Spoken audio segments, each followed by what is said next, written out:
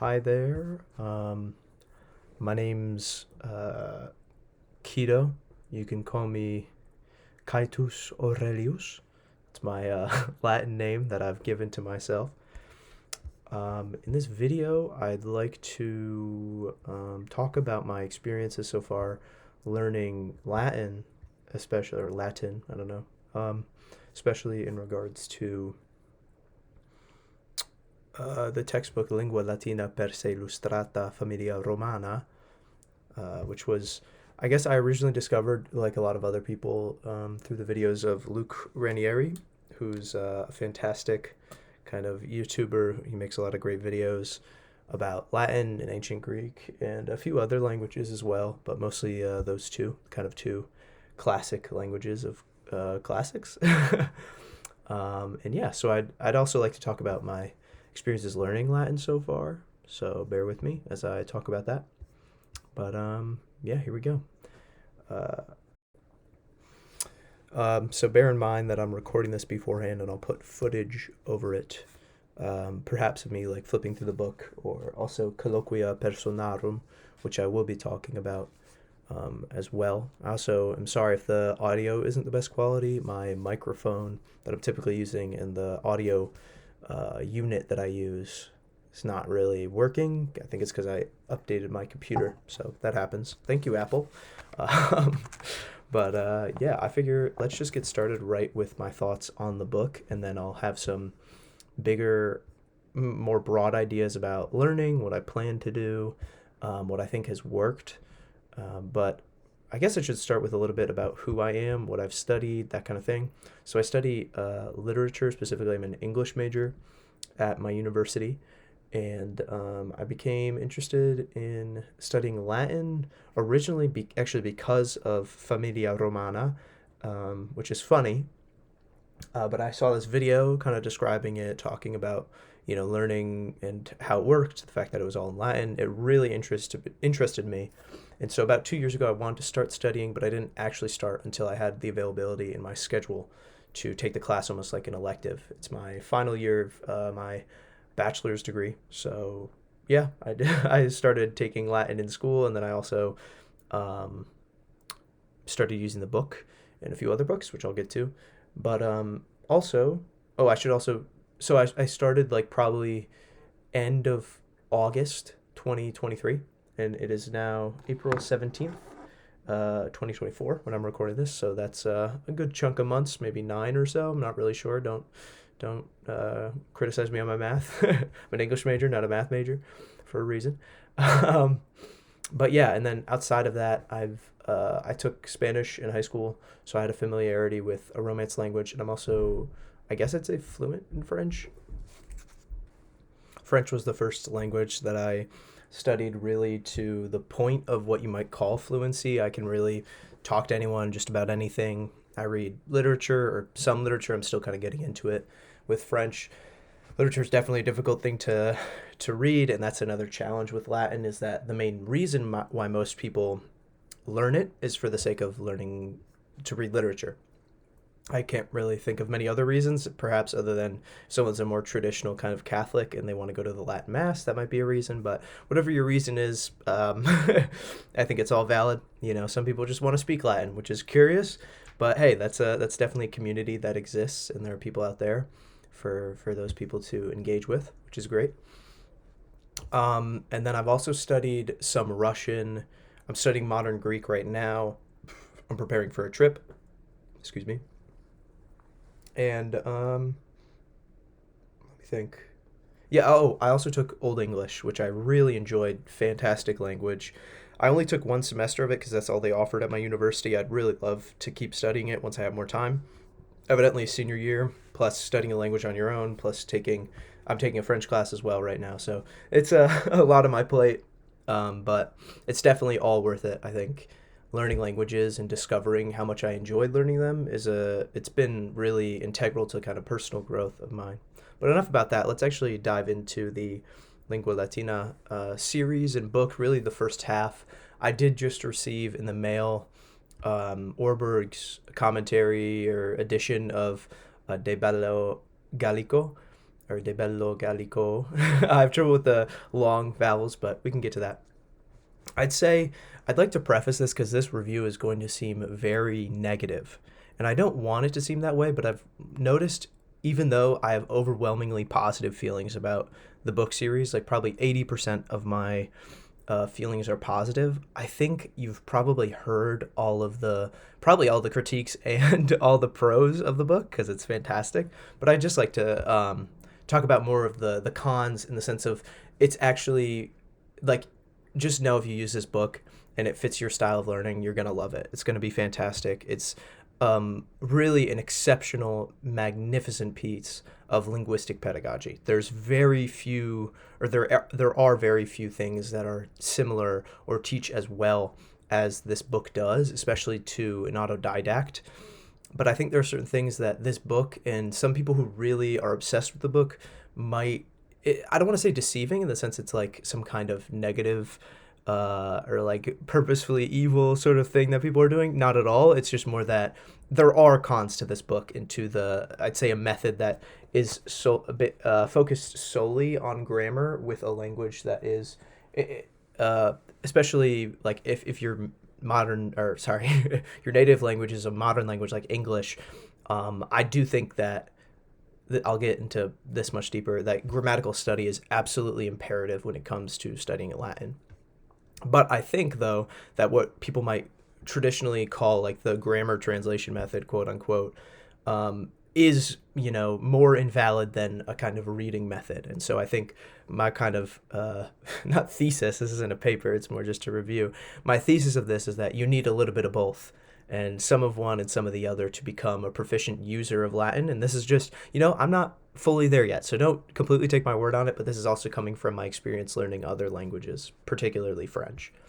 Um, so yeah, I'd say pros, it's definitely one of the best language learning textbooks or methodologies I've ever used. I really love the Assimil series, which is produced by a French publisher. They have a Latin book, which I might talk about later. But yeah, it's amazing. It's extremely affordable compared to a lot of other textbooks and series. You look at a book like Via Latina by Cultura Classica, and that book doesn't cover as much content. It is supposedly fun. I would like to get it, but I'm kind of saving my money right now. But it's $45 compared to Orberg, which usually goes for around 30, at least on Amazon. It's at times very entertaining and clever. There were so many moments that I either was like, wow, that's such a clever way to reveal that kind of grammatical idea, or just a funny story that's going on. It definitely assured me with a lot of confidence when I was reading it. I felt like the grammar that I was learning while taking a more traditional Latin class, more focused on learning grammar and vocabulary in a less contextual way, was extremely reinforced. What else? There is quite a lot of material to read between Colloquia Personarum and Lingua Latina, even if Colloquia Personarum isn't, it only covers the first half of the book. Then there's the other resource, Fabulae Sudai, which is good, but there is also, I think, flawed and connects to one of the flaws of the Orberg method. And also, like, at the end of each chapter, I did, it depended on which one. Like, there's, like, chapter 13, which is about, like, what is it? It's, like, the months and the seasons, and I didn't really care about that. But there was a lot with the characters that I was intrigued to know what was going to happen. I wanted follow-up. And that's actually one of my disappointments with the book. And so there are some minor spoilers, not, I guess, to the story, if you want to call that, because it is kind of like a novella. But yeah, so we'll get into more of the cons. Some of the stories, even though in general I'd say it's clever and entertaining, are like boring as hell and kind of difficult in odd ways. What I think people miss with this book is that linguistic difficulty in the sense of grammar or unknown vocabulary is certainly a type of difficulty that needs to be reckoned with by the language learner. What they don't emphasize, though, is that it doesn't matter if I know what an an ablative absolute or a genitive of description is, if I'm not comfortable with the reading or writing style, if I'm not comfortable reading the writing style of a certain author, you can think of two classical authors that are really good juxtaposition to each other would be something like Cicero's very subordinating style, which you have clauses within clauses within clauses, versus the style of Pliny the Minor, who I've only read like a one letter of in my class, but his style is a lot more like they call it little pearls, I believe, little pearls of information that come here and there and there. And so, like you have chapter 16, which I found very difficult to read. Um, it's not a problem that it was difficult. It's just I think the writing felt foreign to me. When I returned to that chapter after having read maybe up to chapter 21, because I didn't really worry about understanding every chapter completely, but more like understand it as well as I can, read a few more chapters, go back, and then it all feels a lot clearer. And that's what's happened to me even with later chapters. Like I believe it was, let me check. I was just rereading part of it. I think it's chapter 29. It's about, yeah, navigare necesse est. So that chapter I found very difficult the first time I read it, but after having read the entire book, or really finished the last 5 or 6 chapters after that, it felt a lot easier. And also chapter 33 and 34, or I don't remember which one it was, not 33 and 34. I think it's chapter 34, De Arte Poetica. This chapter is a really interesting chapter in the theory of it, and like these people it's about a dinner party, and you've already had 1 or 2 chapters about before, but they begin telling each other poems. The problem with poetry compared to prose is, one, this is unadapted poetry. There are a lot of marginal notes, as is typical with Orberg, but poetry is extremely difficult even in English, and I read it for classes and that kind of thing, and there's plenty of poems that I read in my classes that I'm like, what the hell is going on? So imagine that, and it's Latin, and it's also in, I think it's like didactic hexameter. I'm probably mispronouncing that. But I just felt like there should have been more context, or maybe even a kind of tiered reader sort of thing going on in the margins, with like explaining line by line in a more simplified prose-like style of the poems. Because especially like the martial poems and the comedic ones were very difficult. I did enjoy the poetry that they chose, especially Catullus, who I've read 1 or 2 poems of, and he's fantastic. He's really not that difficult. So, comparatively, like if you compare it to someone like Horace, who is just like the upper echelon of difficulty, there is a difference. So I felt like that chapter could be improved a little bit. I think there's also a general, this is a second kind of main critique. There are a few cons with the method. And so I'd like to preface this by saying my like personal origins. So I'm like an American. My native language is English. I've studied European languages. So this book for me felt very familiar, and there were a lot of things that were really interesting. But I always wondered if there was some world-ending event and all my books got covered in ash, kind of like what's going on with the Herculaneum papyri, would they be able to pick up this book, aliens will say, and understand it just based off the context? And it's an interesting thought, and I understand it's not really a critique, it's more just kind of like a thought game you can play. Like, how much of this is information that is completely cross-culturally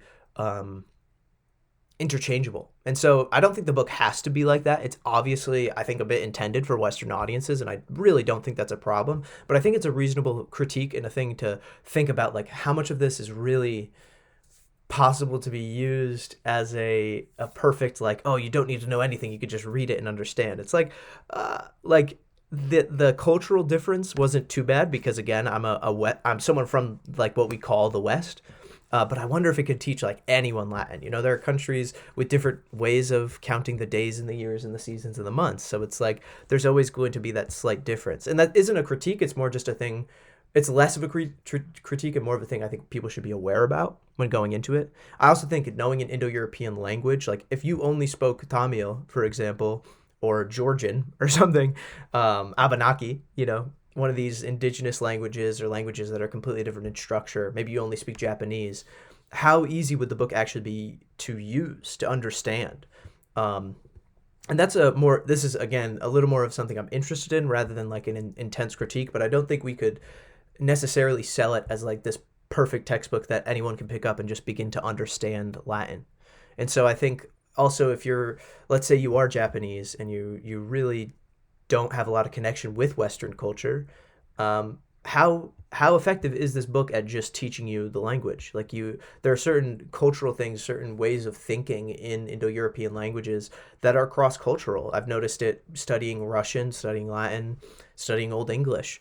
Obviously, that's a little Old English is a bit closer to English, and so there are certain genetic and things it's predisposed to. But I find that to be an interesting question.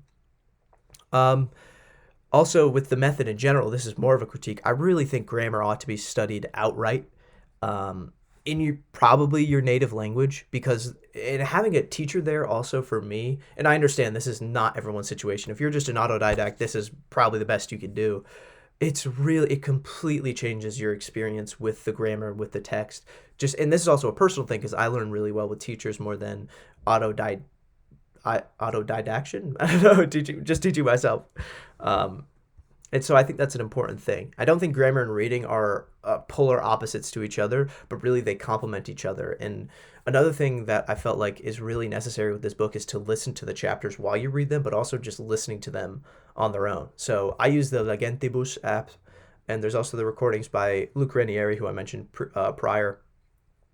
And those really help you understand the text. And I think you really have to reread this text to get the most out of it. And also re-listen to this text without it written in front of you. That'll really change your experience of it and your experience of the language. You build up so much ability in the language. I also, not gonna lie, didn't always understand the Latin definitions, and maybe I'm just not the best at Latin yet. But it would be like this word equals this word plus this word, like a definition written solely in Latin, and I didn't follow that at all. I just went straight to a dictionary. I used Wiktionary often and would make Anki flashcards for it to memorize vocabulary, because that's Anki, or just any kind of flashcard system, I think for me really complements my learning style. I also think um, we're only learning one idiolect or idiolect. I'm not sure how to pronounce it, and that's Hans H. Urberg's version of Latin. And that's not to say it's not Latin or it's not valid. I think it is.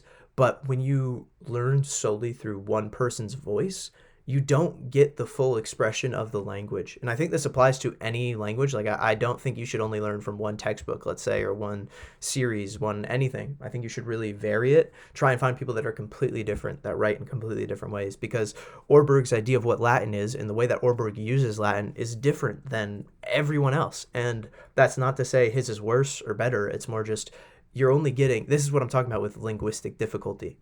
You're only getting Orberg's Latin. You're not getting Cicero's Latin. And not to say you should be reading Cicero the second you start learning Latin. That's a bad idea. But, like, you get my idea, I think, of like Orbergian text and prose is a thing. And if you read Fabulae Faciles, I believe that's what it's called. It's some extra stories. I don't think they were written by Orberg. That person is writing in an Orbergian style, so it complements the text. But that's not the only way to learn Latin. I think you should really branch out. The Cambridge Latin course is a good example. I read the first two of those books. That was fantastic. But yeah, and that's a problem with Fabulae Surae. It's that text is a lot more difficult. It's a lot more classical in its style, as at least so far I've heard. And when I was reading it to go along with the chapters, I wasn't getting everything in the way that I was getting everything with Orberg. So now I decided to take a pause, and I think I'll be coming back to it and then reading it more intensively. The way I actually used the text as well was I kind of went since I knew some of the grammar before I was getting into it, because we had studied in a different order in my class, I was mostly going at the pace of vocabulary. So I'd learn, 10 to 25 even Latin words per day. And then it would take me, 3 to 5 days, let's say, to finish a chapter. And I was going at the pace of vocabulary. If I didn't fully understand the chapter, I honestly also didn't do the pensa. That's an important thing to know. Or the exercitia latina.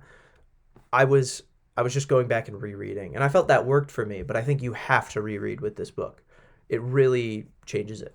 And it's funny because in my prose I said there's a lot of material to read, and as far as Latin courses go, it's an extraordinary amount of material. But as far as language learning goes, you do need a lot more. So I think in a funny way, I almost wish that this textbook was longer, even though I'm very pleased with how long it is. If you think about Athanase or Athanasde, I don't really know how to pronounce it. It's an ancient Greek textbook. If you think of the Italian editions, kind of modeled off of this, you have these little write-ups. They're like a paragraph or two after each chapter that retell certain events or things, and you get them in a different context. And I found when I was reading that, I don't really study ancient Greek anymore, but I'm mostly focusing on modern Greek. Um, it totally changed my experience of the text and of the context, and I really felt like I was understanding what was going on. But yeah, so I think if somehow they could, in an ideal world, Orberg is brought back to life, we could have this book maybe be two times the length and have go at almost half the speed, but increase the vocabulary learned, and that way, like grammatically, half the speed. Because Latin grammar is difficult. It's known for being difficult, and I think it is difficult. And yeah, people used to speak this language, but if for me, an English speaker, where we don't conjugate verbs, we don't decline nouns in the same way. It was difficult for me, and it still is. I'd say for Latin learners out there, my advice is to one, memorize the vocabulary. Like, don't just think, oh, I can just learn it all in context. You probably can. It'll just be really difficult and time consuming. Use materials like it goes with the study of grammar. You can study things that you could learn theoretically through context outright and decrease the amount of time that you actually need to spend memorizing or decrease the amount of time you need to spend reading and rereading. If you just memorize 15 vocabulary words, memorize the present tense, present indicative active endings of verbs, then it's going to be a lot easier than reading for 2 hours. And yeah, you're going to get more of that. Like in German, I think it's called Sprachenvoll, or like the feel of the language, but it's just decreasing the amount of time, and then it becomes reinforcement. It's like reading the textbook chapter for a class before the class actually happens, and then it just becomes review, and you can gain a lot more. And that's more my learning philosophy. So use a grammar book as well. I'm using J.C. McOwen's Introduction to Classical Latin, which I'm not a huge fan of, but it's definitely been a massive help. Any grammar book I think will work, but just keep that in mind. Reread. That's all I need to say. This book is meant to be reread. It'll help your Latin tenfold. Read other texts, things like the Cambridge Latin Course. Reading Latin is one that I've heard good results about. Via Latina or Via Latina. I don't know why I'm saying the V is a W, or the V is a V instead of a W, because I always say it that way. But use Legentibus and Luke Ranieri's recordings. They're extremely useful. I highly recommend them. There's plenty of Latin YouTube videos. I'll link some in the description down below. And don't follow anyone else's plan dogmatically. That includes mine. Just do what works for you. So, you can use a plan as a kind of guideline, but at the end of the day, it's your Latin, it's your time. So don't think, oh, I have to do it this way. You really don't. No one is, sitting behind your computer, behind your library bookshelf, yelling at you to learn Latin in XYZ way. Don't think of it that way. All right, and now for the second half of the video, it's going to be a little bit shorter. I actually have to get to work, so I'm going to try and make it quick. That's why I've been speaking so quickly. But sorry, hopefully it's not too much. I'll be happy to answer any questions in the comments if anyone leaves any. But like what I've thought so far, I'm extremely happy with my Latin progress. I'm not reading Cicero or Caesar or I don't know. My parents did get me Cornelius Nepos's some of his works, and so I've been able to read those slowly, and I need to really take it in and rely on the English translation. So I'm just beginning to become what you might call like intermediate in Latin. But I think taking a Latin class if you can at the same time. Obviously, this isn't for everyone, and I have the privilege of being a college student while I'm doing this at a university that offers Latin. So that is definitely something. If you are in if you have that chance, like definitely take it. It will help so much. And to have a professor who studied this stuff for 30 years alongside you will help immensely. I'd say motivation for this kind of stuff comes in ebbs and flows. If you miss a day, like, don't worry about it. It's not the end of the world, As far as I know, no one's, like, pointing a gun at your head telling you have to learn Latin. So, I mean, I hope no one is, because that would be kind of stressful. But, yeah, just, like, take it day by day. What else? Why I want to learn Latin? That's another thing I wrote. Wisdom, maybe, so I can, like, see what I'm learning or see what I learn. I want to get a view of the ancient world and the medieval world. And honestly, I've enjoyed it so much that I'm thinking of maybe trying to get a postbac and a master's in classics, because I've really fallen in love with it. Another suggestion is You have to fight tooth and nail to learn any language. I had this experience with French. Use every resource available to you. I use Anki because it's extremely efficient, and I'm not perfect about it. I miss a day here and there. I'm not worried about it, but use tools like if stuff's there, no one cares whether or not you're using Anki. If it works for you, use it. Like use those tools that are available for you. It's what matters is that you learn and enjoy the language after all. The other texts that I've used so far, I've mentioned the first two in the Cambridge series. There's four of them. I think I have an earlier edition, so I think now there's five. They've split the what was just Unit 4 into Unit 4 and 5. I also read two novels by Rachel Beth Cunning, which I really would recommend, Domini Secretum, and another one. It's about I want to say it's like the golden. It's about the Golden Fleece. I can link it or leave a comment or something. I read the first like 20 or 30 lessons of the Astronomia Latin course. I think I'll go back to it later. I was using it with Anki and it was just too much for me combined with the vocabulary study I was doing. I was listening to some Legentibus stuff, which is really good, especially around the intermediate level. And I've done some readings of the Vulgate. I am like somewhat religious, so it's like kind of fulfills multiple uses for me. It feels wrong referring to it as uses, but it's like I get to read like the scripture and have a kind of linguistic backbone to it. I'm also really familiar with the Gospel of John because that was the main text that I studied when I was learning ancient Greek. And then also Introduction to Classical Latin by J.C. McCune, or McCune, I don't know how to pronounce it. I'm currently reading Fabulae Faciles and Pugio Brutti. I really love both of those textbooks. I'll talk about, Fabulae Faciles. I'll talk about probably both of them later. I'm thinking of using this channel as a way to review Latin and other linguistic autodidact materials, and also probably do like literary reviews and that kind of thing, because I do love literature. And then I'm an English major, so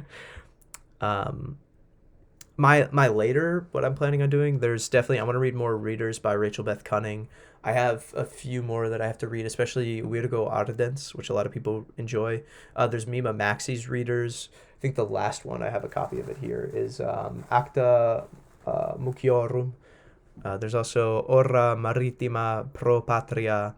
There's the First Latin Reader by Nutting. And then there's also, after I read Caesar, I'll talk about that in a second. I'd like to reread it as well, because I think that'll help a lot. And then Harry Potter in Latin, because I love using it for language learning. I'm pretty stereotypical in that sense. But that's more of my extensive reading. For intensive reading, I'm going to be after Fabulae Faciles, not in any particular order, but Orberg's De Bello Gallico, also the Dolphin edition, which is by Pidea, or Pidea, I don't know how they pronounce it. Fabulae Surae, Epitomae Historiae Sacrae, Sermones Romani, Amphitryo Commedia, and then Caesar's Civil Wars, Gallic Wars, Augustine's Confessions, Boethius and Bede. Those are the authors that I'm really interested in for maybe the next year that I'd like to be reading. Obviously, more of the Vulgate as well. It's important. And eventually, I'm really interested in probably late classical stuff, early medieval stuff. I'd say late classical is more accurate. Stuff like Augustine and the early Christian texts. That's also what interests me a lot in Greek, which I hope to be learning ancient Greek eventually. I'm also thinking of maybe taking classes with the Ancient Language Institute. Not totally sure. I'll have to see what my year is like. And I'm also interested in medieval Latin. There's a lot of interesting stuff and weird stuff that no one ever talks about. So I'm very curious. Like there's the history of the kings of England, which looks absolutely fantastic and super weird. But my idea for May, because it's April now, I'd like to finish Fabulae Faciles. I'm about a quarter of the way through by hopefully May. It'll be a crunch, but if I can, it'll be awesome. But I'm not sure. But I'd like to be reading De Bello Gallico in June, and so I'm going to be reading the whole thing in English, I think, during May, and doing a lot of preparatory texts and extensive reading. So, Mima Maxi, even Fabulae Faciles, they're based off of Caesar's style, and so I know I was critiquing the only reading Orbergian style, but I think, reading an easier version of Caesar and then going into the original text after might be a good way for me to kind of break into classical Latin. And I know this is, a lot of people are like, oh, you have to read a bunch of stuff beforehand, but it's like, well, I don't know. I think I'll go crazy if I have to read more Readers. They're not super interesting for me. So I'm going to try reading, the Orberg one, and then the Dolphin edition one by Paideia, and then eventually getting to the original text. And also Ora Maritima and possibly Pro Patria also are based off of it. I need to double check that. But yeah, that's my thought for Bay. But overall, I hope this wasn't. I know I've been speaking like a million words per minute, but please let me know if you have any questions. Si vous avez des commentaires en français, je peux les replier. Je peux peut-être faire cette vidéo en français aussi. But s'il y a des gens qui sont ou qui sont entrés, well, je sais pas. But yeah, so thank you for watching. Hope this all wasn't too much information. And if you have any comments, questions, thoughts, critiques, literally anything, let me know down below. Thank you very much. Wale.